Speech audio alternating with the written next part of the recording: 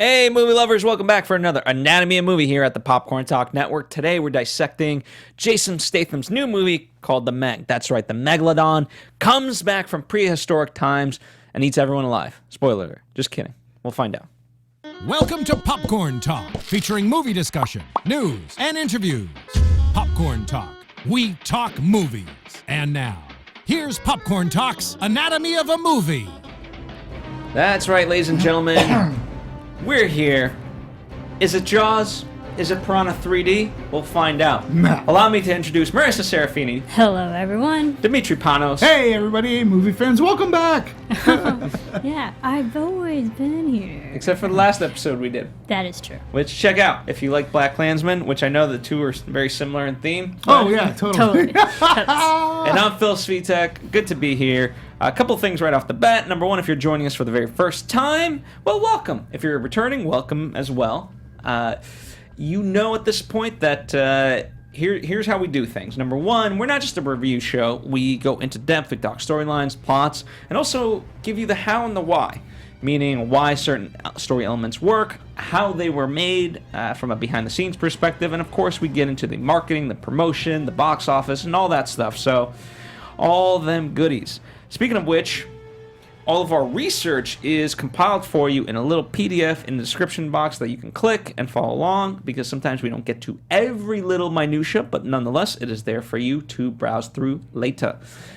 And last but not least, if you couldn't tell by the sound of my voice, this is going to be very spoiler-filled. So, if you haven't seen it, that's okay. It's not the world's worst movie that I've spoiled, I guess.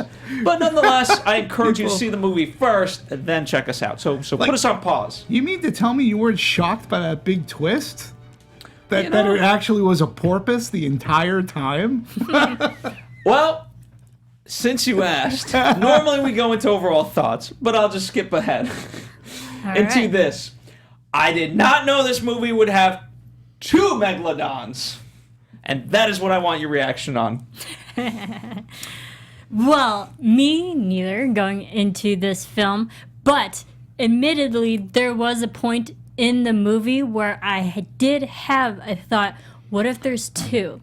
Because there was a scene where they were explaining they opened this channel, the heat waves, and as if you're listening on iTunes, you definitely check us out on YouTube. I have a lot of arm motions.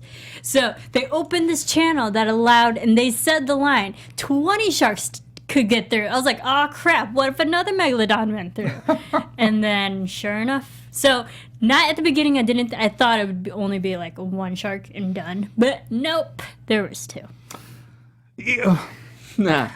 Okay, well, first off, I am going to give my opinion. Sure. This I know, I movie threw was it off. definitely like it's my guilty movie pleasure of the summer. Mm-hmm. Okay, it's not a good movie, really, but it doesn't mean I didn't have any fun watching it, especially with my audience who was like shrieking and screaming and and the other thing too is like I actually have read the books, and Meg, it was called Meg by Steve Alton, came out like 20 years ago, and 7.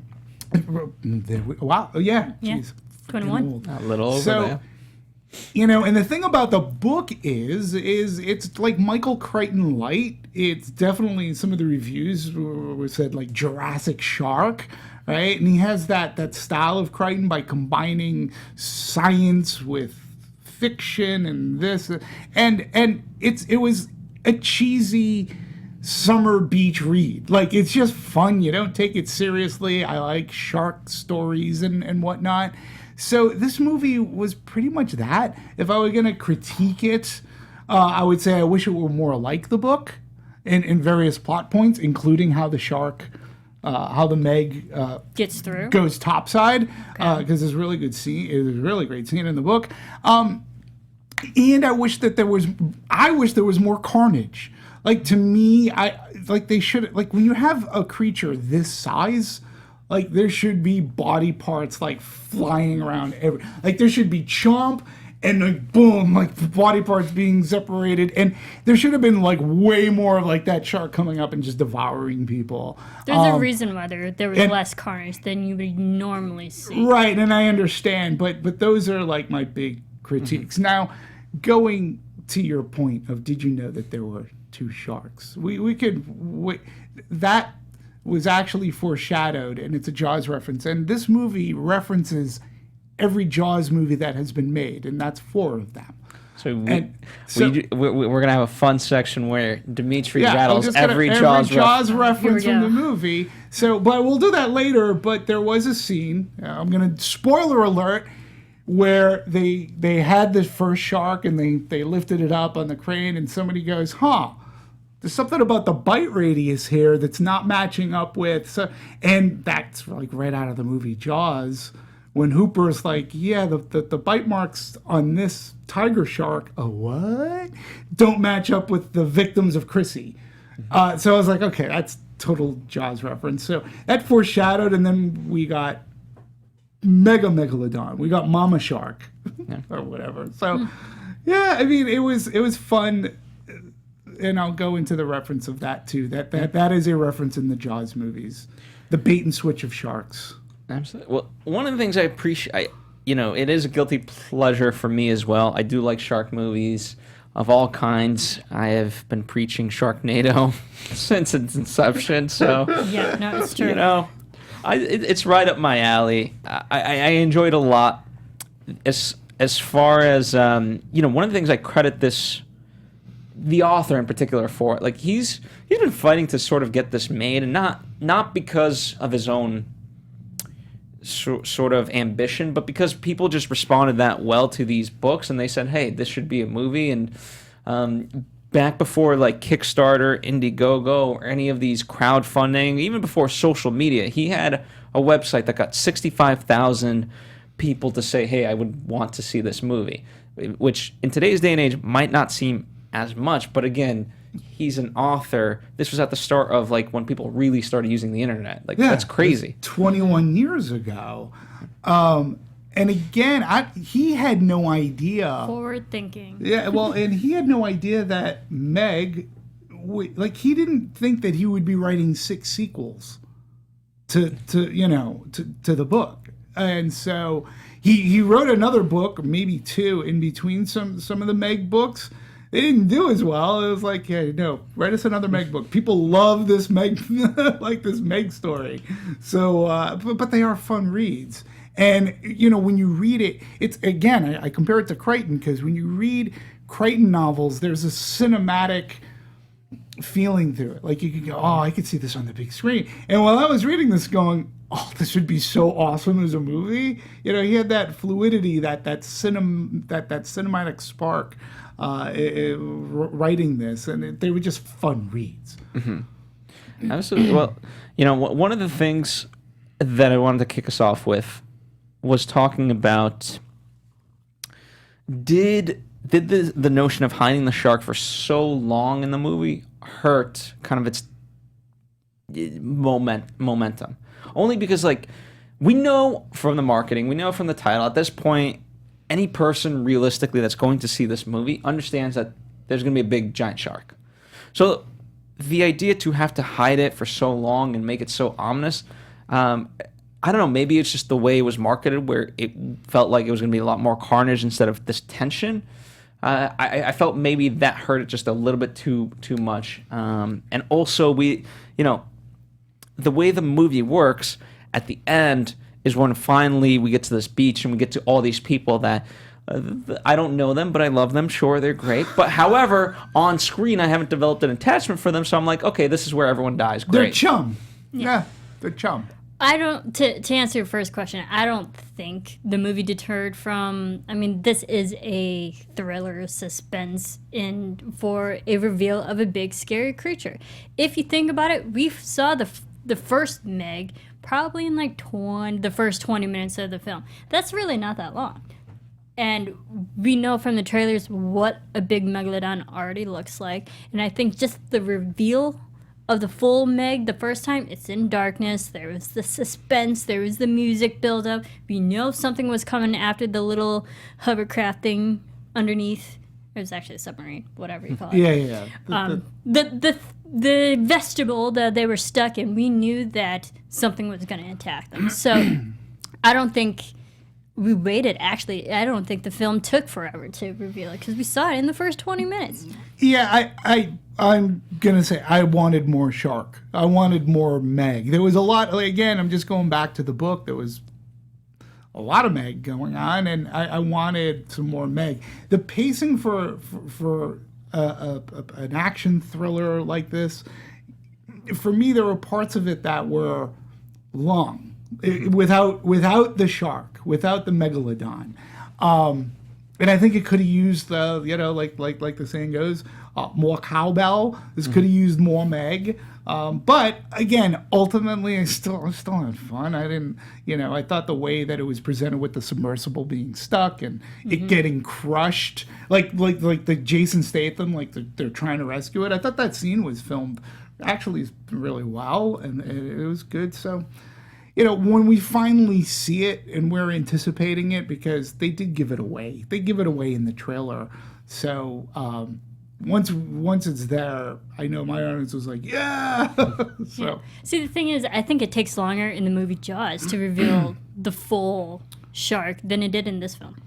Yeah, but that's what I'm saying. Like, Jaws did something completely different, and Jaws was in and of its own time and a byproduct of that. At this point, we know those tropes, so we can speed it up. We need instant gratification to see it faster. Yeah, well, I don't know. Well, Jaws, there were reasons why. I mean, the shark just didn't work, so they had to film around that. That's why the shark, the opening to the original Jaws would have been, had the shark worked, you would have gotten a completely different beginning. So they had to work around the follies of the shark. Here, what I don't like is, like, many people are like comparing this to Jaws, and I'm like, no. Like, you can compare it to Deep Blue Sea if you want to. Don't compare it to like an all-time classic. This isn't that movie. I don't think like they hid the shark, so to speak. And when he shows up, I was fine. I was like, all right, he's here. All right, start eating people. Yeah, I think I think what sort of separates it is that we just spent so much time with the characters that we had, and you were so attached to them that you didn't want to see them die. And some of them, granted, did die, and those were tragic deaths. Like starting off with like Toshi and whatnot. I really liked this character, but you just needed more kind of innocent bystanders that didn't ask for this. And I think if anywhere, I want to get your perspective on this. To me, the movie took a misstep with the quote unquote villain, which is not the Meg for me, but it's Rainn Wilson's character of Morris. Right. Where he was at times a sympathetic billionaire, and other times, granted, even when he was sympathetic, he was a little bit obnoxious and let's say ignorant, but then he went sort of villainous, and that just didn't quite work for me, when, in fact, like, had he just been this caring guy who just wanted to now prevent this Meg from killing everything, and unfortunately the Meg just went straight for the islands, that would have been a fun, it would have been a little bit better, I feel. Yeah, I mean, I agree that, like, there were some moments where it's like, oh, he actually cares about people. And then there were some moments, I'm like, okay, you're just naive. Or, like, someone who's a you can quote, billionaire, and he doesn't know the exact project he's funding. I'm just like, okay, who are you? You obviously are going to die. It's just a matter of when and where. I don't think they really built him as a villain enough to be so dislikable that once he died, we're like, yeah, goodbye. We don't care about you anyways. I feel like they tried to add too many humanistic qualities to him. He was like too gray that we couldn't read his character, and that therefore we couldn't tell if he was actually good or bad. Yeah, to me, he eventually turns bad, but I think to your point, he was all for the cause. Like, he was all for the team. He was all for what they were doing. He wanted to see, he was also, like, he's definitely not a John Hammond, if you want to compare this to Jurassic Park, where John Hammond wanted to do this, and his heart was in the right place. It just a little bit misguided in how to do this, right? He wanted to do this for the exploration of it all. They didn't know they were going to find this Meg. He wanted to see what his money was going to. When they see the Meg, It's like, oh my God, we got this Meg. What are we gonna do? Well, this is great. I can really turn this into money. But then he turned into this jerk where, oh my God, people died. I'm gonna get sued. I got to take care of this problem. And I'm he gonna ends up lie to lying. them. Yeah, he lies. He lies to everybody, and he's like, I gotta go take it. I notified everything. See you later, guys. And he turned out to be a really big dick. And to your point, like, had he just stayed the course of being like, oh my God, this is horrible. How are we gonna fix this? He would have been better. But he does have like this turn where he's just like, just a jerk. You're a jerk. Yeah, you're a jerk. You're a jerk. You're a jerk. You're a jerk. You're a jerk. So, and I sort of kind of knew he would, like, from the trailers and such, that he might be like a bad guy. But then when I'm watching in the movie, the characters seem to have like enthusiasm for what's going on. And I like that scene when he's in the elevator. He goes, I spent $1 billion in this elevator. It looks like this. Just wait. And the doors open. He's like, oh, like, this is great. And I thought, I was into his enthusiasm at the beginning. Yeah, I was too. And I'm glad that he bought it when he did. Yeah, and I think not to say Rainn Wilson's a bad actor, but like we know his characters that he tends to portray as an actor. It's like kind of the jerk of the office, of the room. He's always that guy. Like, okay, whatever. So I just couldn't take him like as a serious, nice person, just because I know him and his characters. He is a character type of actor. Yeah. And usually ridiculous. Like when Dwight from The Office is just a ridiculous character. Right. Exactly. So that didn't help him either. And he did have that one line too, is like, well, why don't you just tag it? Number one, I don't know how radar couldn't pick up a beast of that size. And I'm like, really? You got to tag something that's like 100 feet long and the size of like 100 yards wide? Okay. And he's like, why don't you just tag it? And they look at him like, did we watch Shark Week? I'm like, and then they go, oh yeah, that's a really good idea. Which, by the way, These are scientists. They should know that. They should know that. well, here's the thing. Every shark movie now has to have a reference to Shark Week. Right. It just, you could look at Shark Night. To make it relevant. Yeah, exactly, because you have to, everyone's love and fascination for sharks, you have to kind of put in the movie. It's just a trope. It's a new trope. Yeah. One of the things I do want to applaud the movie for, though, is this, I've never seen it before. Maybe you guys have, I'm not sure. But this misdirection of a love story. Where in any other movie, the guy that saves his ex-wife from being killed in a submarine, but They all get this back together. Romance Yeah, is like- rekindled. Right. Yeah. it's like, no, you know what? It's great that we're split up. You know what? Move on to her. She's great. Move on to her. You know what was funny too? I didn't mind it. I didn't mind it at all. And personally, I thought, look, I can't point to performances and praise them, but they were good enough for this film. And I felt that the chemistry that Statham had with what's her name? Bing Lee. I thought it worked. But it was funny because there was a part of the movie I'm going, wait a minute, what happened to the ex-wife? It's like they literally wrote her out of the movie for most of the movie. He rescues her. Oh, thanks, hon. She's whatever. recuperating. And then all of a sudden I'm like, what the hell happened to her? I go, well, she's not coming back. They really are focusing on this. I go, it was better with that. Yeah. I like that they didn't do that. I like the fact that they didn't really tell the audience their backstory either, why they broke up, what happened between them two. You just know that they are officially apart. They're separated in that sense. But it seemed like they are civil with each other. They're on talking terms, whatever, but they're not married. And I didn't mind that because even being with Bing Lee's character, that like those two just had a better understanding in work. In a work relationship environment. Like they had some of the go get it attitude. So like their personality traits lined up better just in character wise. Yeah, I mean, some of the differences from the book. Okay, so he wasn't like this Navy SEAL guy sent in a rescue. He was like an oceanographer, right? And they were studying the ocean floor. The team gets attacked by the Meg.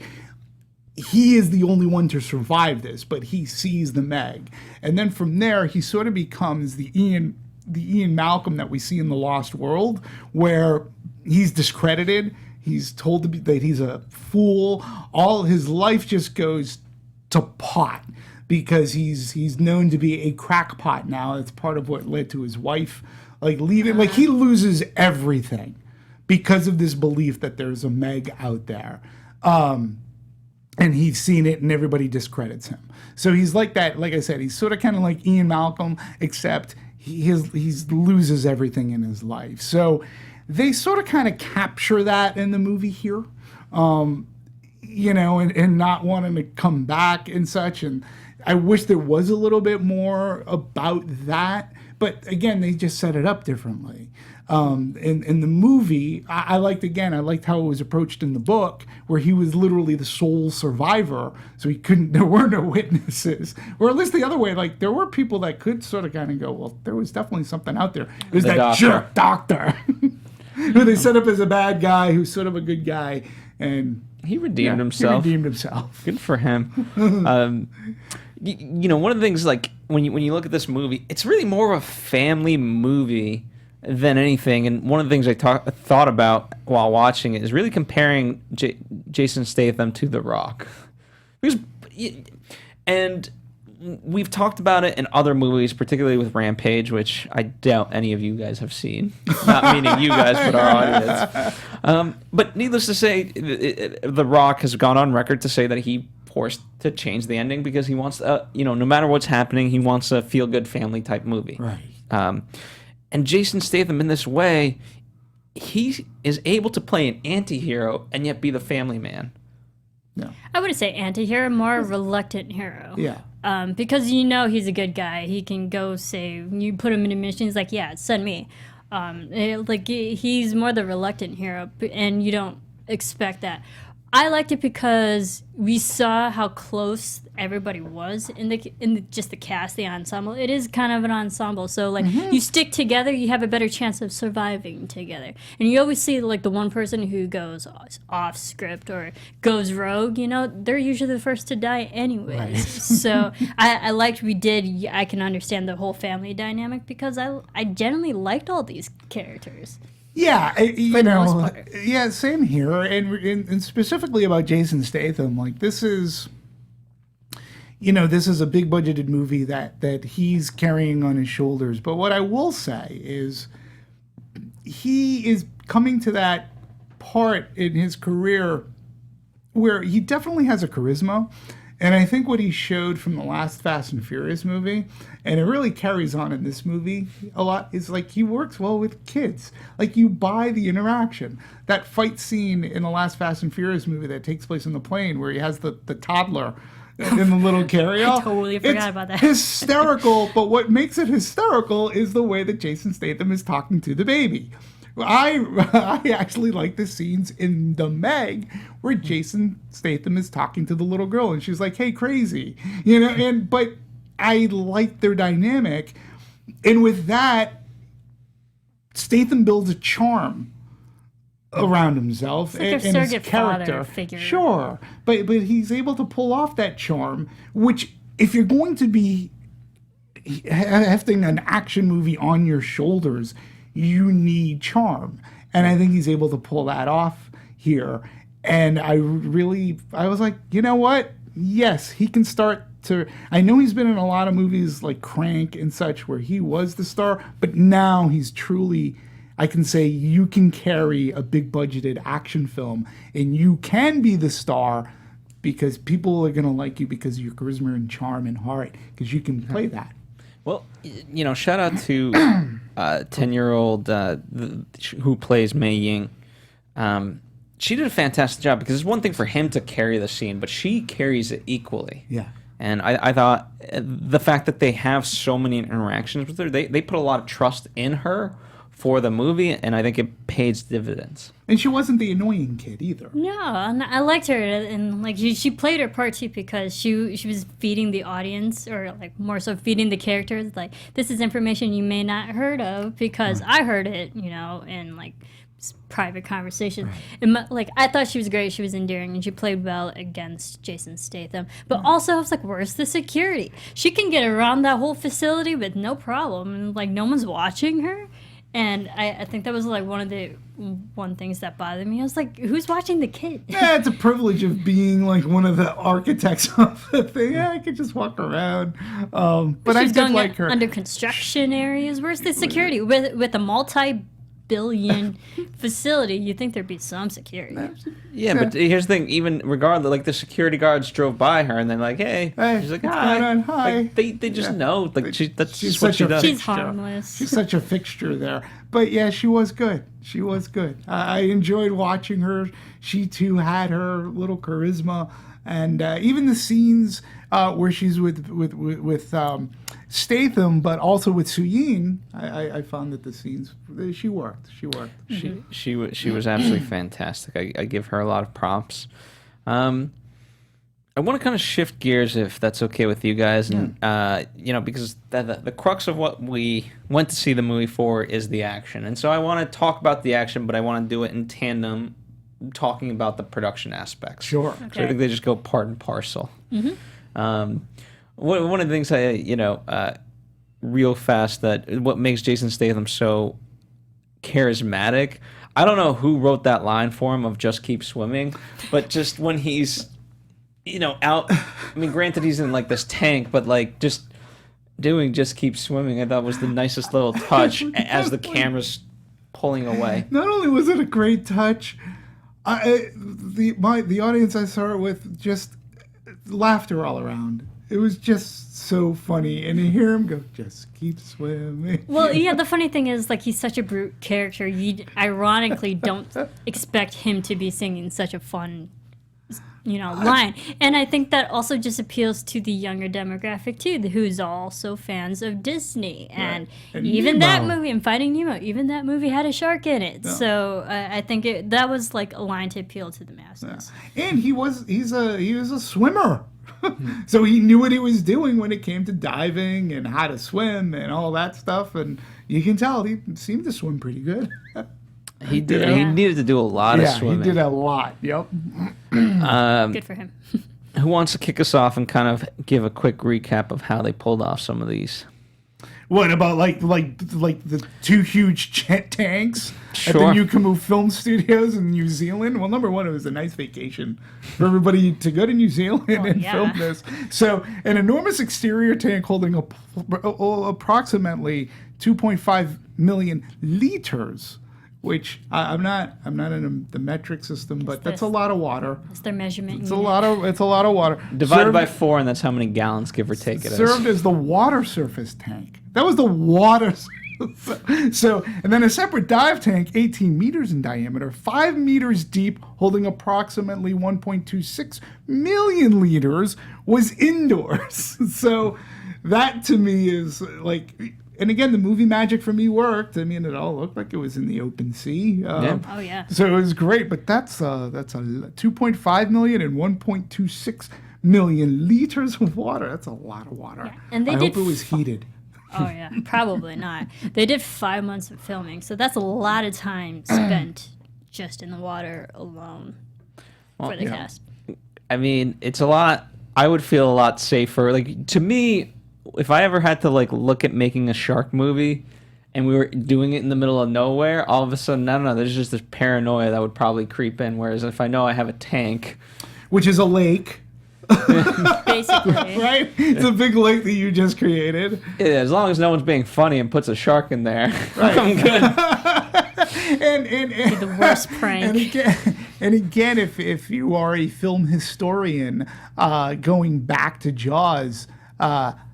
Shooting on, like, one of the things that Spielberg really wanted to do was film in the ocean, and that proved to be one of the worst, hardest things to do, because there's just no way of knowing how these tides are going to change and whatever. At least now with a Hollywood standard, you have everything in control the way that you want it to be. You don't have to worry about boats floating away or floating out of focus or out of shot, which controlled environment. Yeah, Spielberg, he just had no idea. So, yeah.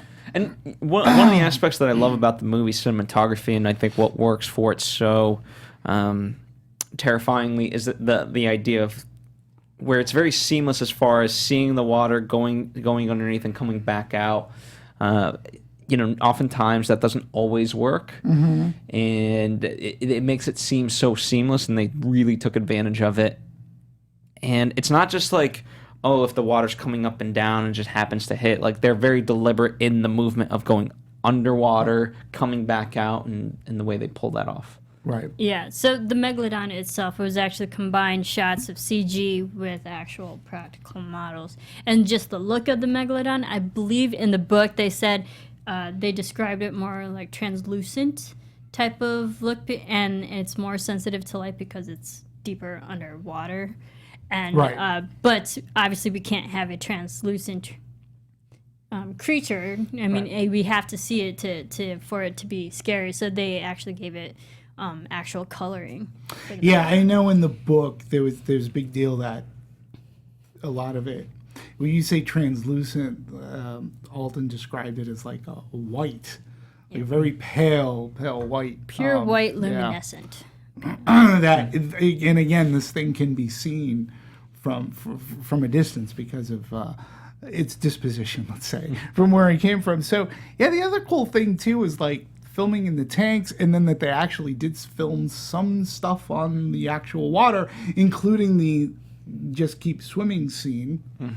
So Jason Statham, I mean, it should be no surprise that he did most, if not all of his stunts. Okay. And he was actually dragged like by a boat, which was filmed in the ocean.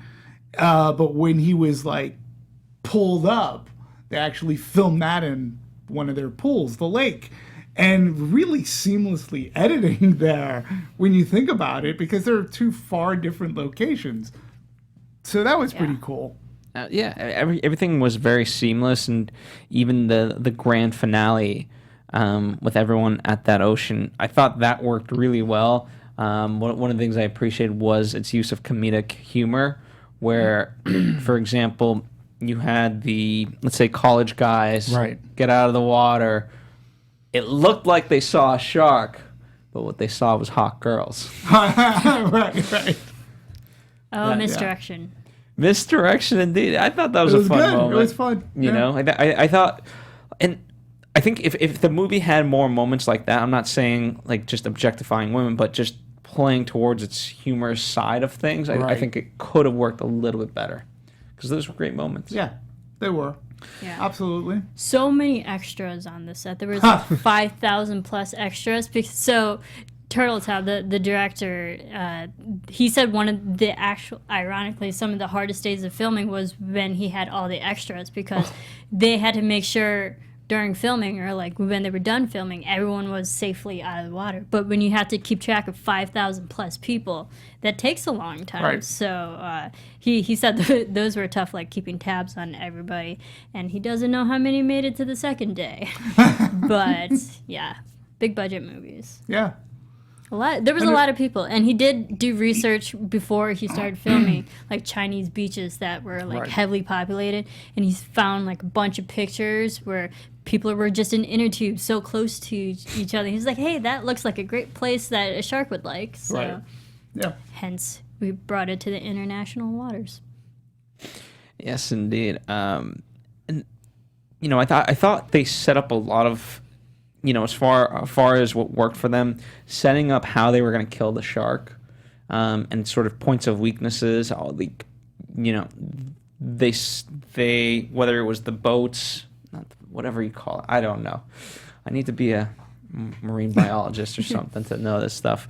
Sorry, I don't. But anyway, I thought they set that up, and kind of and the whole notion of him sort of sacrificing himself, and yet he doesn't ultimately end up sacrificing himself. I thought that was a nice through line of, like, you know, it's not necessarily always about who you lose, it's also about who you save. Right. And I thought that worked really well for the ending of that. Sure. And you know, if you talk about gore, like the fact that the way to kill it is through the eye ultimately. Yeah. Why? Yeah. Well, they well, I mean, people say, if you're being attacked by a shark, punch it in the nose and try to scratch out its eyes. Yeah, it's the first thing I'm thinking of. Other than, Well, even With the Bing Bing's poison. character herself, like when she was trying to do the poison, she was like, "Let me go for its eye," Right. which I don't know. Try to get it into the mouth. The eye, it's a softer spot. It goes and it can go directly into the head from where a shark's eye is, and it's not a big spot, but it is a softer spot to try to insert something. Right. And it's very sensitive to the animal. Well, it's a vulnerable spot on Yeah. any creature. So Absolutely. Also, just as a quick side note, never have I seen a movie where I was less scared of just regular sharks. Just swarms and stuff. I was like, these stupid little things. I think scaling really does help. When we saw the Megalodon compared to a regular sized shark that we're normally afraid of, you're like, oh no, the Megalodon's literally 70% more scary than a regular shark. yeah, and I thought that they did a decent job scaling as well. And again, I'll just say I urge people that if you like this sort of thing, read the first book, read the book or the couple. They're a lot of fun, and when you talk, and he really does a great job of scaling and what this thing can fit into its mouth. And how vicious it is. I'll just say this too: the opening of the book actually opens up in the Jurassic era with a Tyrannosaurus Rex just like coming to a seashore and I don't know, like lapping up some water, and it gets taken down by a Meg. And so obviously that's a reference to Jurassic Park, and it's like you get your T-Rex, a Meg can take down a T-Rex. That's how big it and powerful it is. And I liked Everyone's afraid of the T-Rex. Everyone's afraid of the T-Rex. And what was the line in this movie? Like, man versus Meg is not even... It's not even a fight. It's not even a fight. It's a massacre or something. Yeah. So, yeah. We should explore non-lethal options. For who? Us or the Meg? Yeah. There was definitely a lot of funny lines and that I appreciated in that way.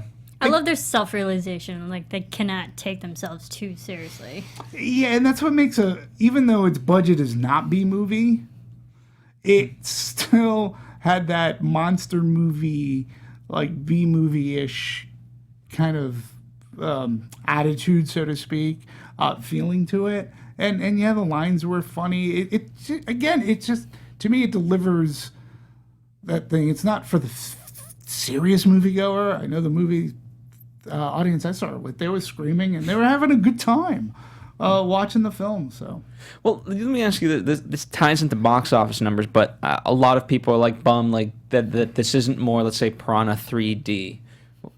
However, when you really break it down, Piranha 3D didn't do much at the box office, whereas this is actually doing pretty good. it over-indexed. Yeah. Far over by two.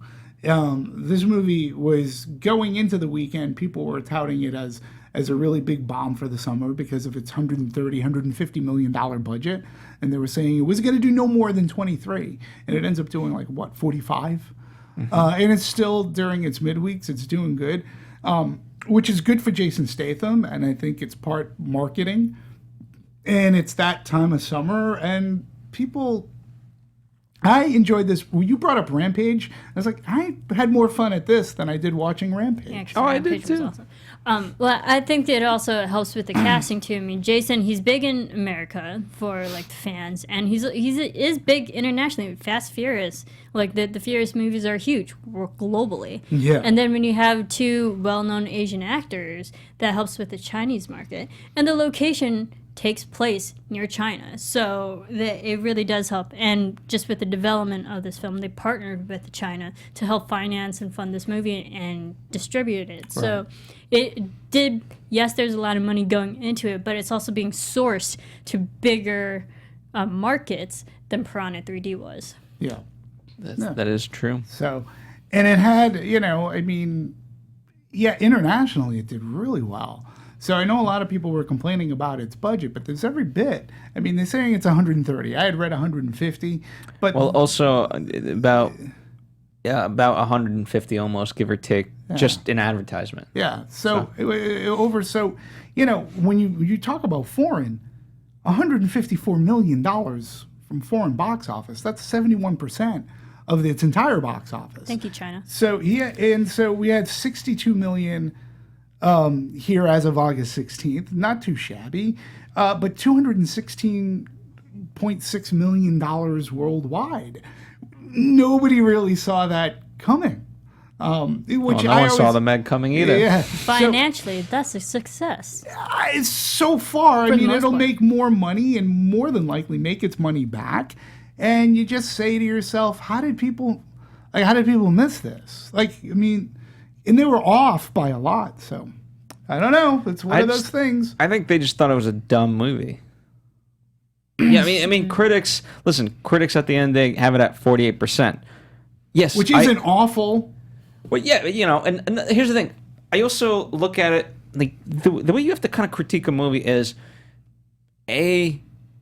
who is this for?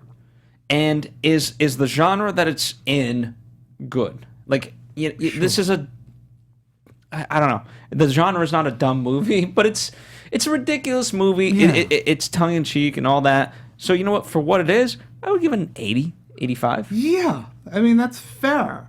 It is a B movie to say the least, even though the budget doesn't reflect that. And it's a silly summer movie. Like I said, I enjoyed it more than Rampage.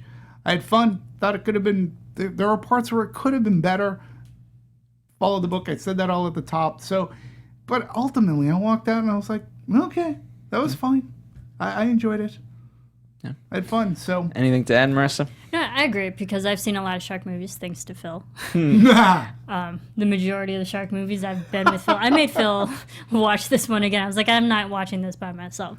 How did you fare watching it, by the way? Because I know it's I not like- necessarily your type of It's movie. not because I thought it was more of it's going to be a scary film, scary and then movie. watching it, I was like, no, this is actually more lighthearted and more comedic, and like it was lit better, so you can tell there was comedy Sure. involved. It wasn't as serious, so like I think that helps me just as a viewer that I was like, oh, okay, I can breathe. I don't feel like I'm actually going to die. So it helped in that way. I enjoyed it more than I thought I was going to. I'll just say that. Yeah, so can I do my Jaws references? Or do you Yes, have well, something else? I was going to cue you up because I was going to say we've talked about a lot of things, but the one thing we definitely have to hit is all the Jaws references All in the this Jaws- movie. and it, So and it hits every single movie, which I was sort of kind of amazed at, and I don't know if it was done intentionally or not. And to you, the audience who are really into the Jaws movies, maybe I missed something, but these are the ones that stood out to me. So in Jaws, so I'm going to start in order.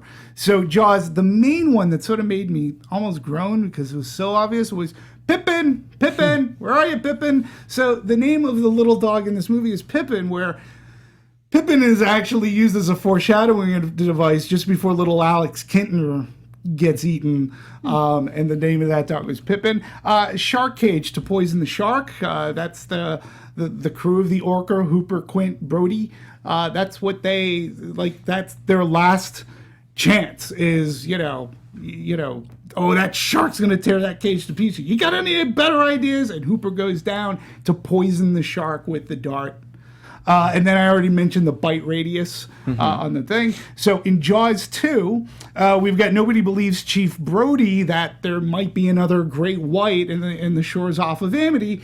In this movie, we have nobody believes Jonas that there's a megalodon in existence, and in fact, it ruins his career. Now, here's a stretch, but in Jaws 2, there's kids out in sailboats that the shark attacks, and a lot of them flip over, and a lot of them, their safe haven is the bottom, the capsized sailboat. So they're hanging in this little flotilla, so to speak, on the bottom sides of the boat they're on top of. In this one, our main characters, it capsizes a boat, and they're stuck on the bottom side of the boat as they're floating away, as the tide's taking them away. Jaws 3.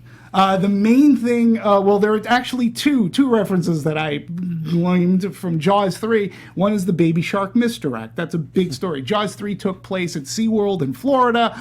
There was a baby great white shark, and then we learned once they capture that, we learn that there's the mama shark that's far bigger. So they had that switch. There's also in Jaws 3, had the great scene in which somebody gets eaten and we see him being eaten from inside the shark's mouth. So in this one, we had that cylindrical tube, which was a really cool scene. That cage, I thought. Flawed cage. Right. But in any case, I was like, okay, Jaws 3. And then from Jaws the Revenge, there is a banana boat sequence in this movie. And banana boat sequence in Jaws the Revenge was where somebody was taken off of a banana boat. So those are the references of all the Jaws movies that I found, or Easter eggs that I found in the Meg, that at least struck me. If there was anybody else that I could have missed something, but that's what I found. Here's my favorite as we wrap out, and it's very apropos, was the actual ending, because we have the boat, we're zooming out, and then we go underwater, which is a trope of many, many sort of movies. You go back, like one of the more obvious ones for me, you can name anyone you want, Godzilla, right? Right. We thought this is the, what's his name, Matt Brody one. Is it Matt? No. Whatever. Matt Brody one. No, well, it's, you know what I'm talking about. Back in the 2000. Ferris Bueller. Ferris Bueller. Yeah, Ferris Bueller. What's his name? Anyway. Matthew Broderick. Matthew That's Broderick. it. Matt Brody. You had the initials, right? Sure. There you go. Anyway. But, because they're always setting up a sequel, right? And so with this one, you kind of get that sense, oh, we're setting up a sequel. There's a third that we didn't know about. Dun, dun, dun. No, but they just write the French word for the end, fin. Which is funny. Which I thought was funny. That cracked me up. Again, it didn't take, like you said, it really didn't take itself seriously. That's why it should have had more carnage. Absolutely. But it didn't, and that's where we are. We've talked about this movie. There's other things we could, of course, talk about, but that's what the comment section is for. Let us know what you thought of it. We'll interact with you. We'll also interact with you through our personal handles. At DMovies1701 is where you can interact with Demetri. Please do. In fact, I'm told he was a big hit this week, whatever that means. Well, here's what happened. Tessa Thompson was announced this week to be the voice of Lady in the live version of Lady and the Tramp. And I said, she's awesome. I was like, I just tweeted out, I am so on board with this. I think she's got the perfect voice for Lady, blah, blah, blah. Never have I ever received so many likes for something, and I have no idea because I think I have more likes than I have followers. So I have no idea. And I was like, wow, okay. Well, there you go. I'm always going to mention Tessa Thompson in a very positive light. Deservedly so, mind you. She's awesome. She is awesome. So it just, of all the things that I said. Look out for more Tessa tweets from Demetri. Tessa Thompson in the Meg. At Serafini TV. That's right. I'm at Phil Svitek. I'm excited to see more of these types of movies because I think it can actually have sequels. We might actually have one now that it's made as much money as it has. I am down. Me too. That's what I said at the end of watching this one. I was like, if there was 2 Megalodons, good chances there could be a third. Anyway, we'll be here when that happens. For other shark movies, we've done The Shallows. We've done 44, 47. we did 47 11. Yeah, all that fun stuff. Anyway, we've got other stuff coming for you, like Crazy Rich Asians. No, that's not a knock on this movie. I'm saying that's another movie that we will be covering. Anyway, see you next time. Bye. Bye. From producers Maria Menounos, Kevin Undergaro, Phil Svitek, and the entire Popcorn Talk Network, we would like to thank you for tuning in. For questions or comments, be sure to visit popcorntalk.com. I'm Sir Richard Wentworth, and this has been a presentation of the Popcorn Talk Network. The views expressed herein are those of the hosts only and do not necessarily reflect the views of its owners or principals.